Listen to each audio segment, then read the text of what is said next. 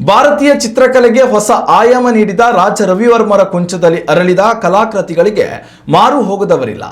European ಶೈಲಿಯ ರಿಯಾಲಿಸಂ ಹಾಗೂ ತೈಲವರ್ಣ ತಂತ್ರಜ್ಞಾನವನ್ನು ಭಾರತೀಯ ಸಂಪ್ರದಾಯದೊಂದಿಗೆ ಬೆರೆಸಿ ಚಿತ್ರಿಸಿದ ಕಲಾಕೃತಿಗಳು ಎಂದಿಗೂ ಭಾರತೀಯ ಕಲಾ ಇತಿಹಾಸಕ್ಕೆ ಹೊಸ ಶ್ರೀಮಂತಿಕೆಯನ್ನು ನೀಡಿದೆ.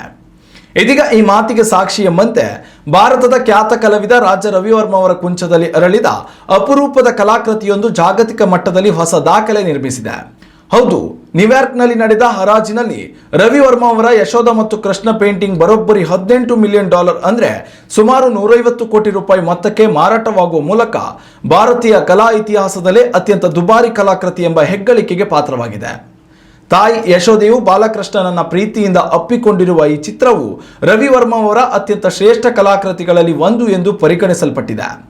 ಎಂದಿಗೂ ಎಲ್ಲರ ಮನೆಗಳಲ್ಲಿ ಇರುವ ಲಕ್ಷ್ಮಿ, ಸರಸ್ವತಿ ಸೇರಿದಂತೆ ವಿವಿಧ ದೇವತೆಗಳ ಚಿತ್ರಗಳು ರಾಜ ರವಿವರ್ಮನ ಕಲ್ಪನೆಯಲ್ಲಿ ಮೂಡಿಬಂದವುಗಳು ಎಂದು ಹೇಳಲಾಗ್ತದೆ. ಜನಸಾಮಾನ್ಯರಿಗೂ ಚಿತ್ರಕಲೆಯ ಸೌಂದರ್ಯ ಸವಿಯುವ ಅವಕಾಶ ಸಿಗಬೇಕು ಎಂಬ ಉದ್ದೇಶದಿಂದ ರಾಜ ರವಿವರ್ಮ ಪ್ರೆಸ್ ಮೂಲಕ ಅಗ್ಗದ ದರದಲ್ಲಿ ಇಂತಹ ಚಿತ್ರಗಳನ್ನು ಮಾರಾಟ ಮಾಡಲಾಗ್ತಿತ್ತು ಎಂದು ಇತಿಹಾಸ ಹೇಳಿದೆ. ಅದೇನೇ ಇರಲಿ, ಭಾರತೀಯ ಮೂಲದ ಕಲಾಕೃತಿಯೊಂದು ನ್ಯೂಯಾರ್ಕ್ನಲ್ಲಿ ಅತ್ಯಂತ ದುಬಾರಿ ದರಕ್ಕೆ ಹರಾಜುಗೊಂಡಿದೆ ಅಂದರೆ ಭಾರತೀಯ ಕಲಾ ಶ್ರೀಮಂತಿಕೆಯ ಕಂಪು ಸಂಪೂರ್ಣ ಜಗತ್ತಿಗೆ ವ್ಯಾಪಿಸಿದೆ. ಭಾರತೀಯ ಕಲೆಯನ್ನ ಜಗತ್ತು ಮೆಚ್ಚಿಕೊಂಡಿದೆ ಎಂಬುದರಲ್ಲಿ ಎರಡೂ ಮಾತಿಲ್ಲ.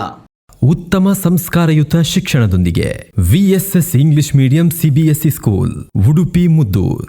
ನರ್ಸರಿಯಿಂದ 10ನೇ ತರಗತಿವರೆಗೆ ಶಿಕ್ಷಣದ ಜೊತೆಗೆ 5ರಿಂದ 10ನೇ ತರಗತಿವರೆಗಿನ ವಿದ್ಯಾರ್ಥಿನಿಯರಿಗೆ ಉತ್ತಮ ಹಾಸ್ಟೆಲ್ ಸೌಲಭ್ಯವೂ ಇದೆ. ನಿಮ್ಮ ಮಕ್ಕಳ ಪ್ರವೇಶಾತಿಗಾಗಿ ಈ ಸಂಖ್ಯೆಗೆ ಕರೆ ಮಾಡಿ.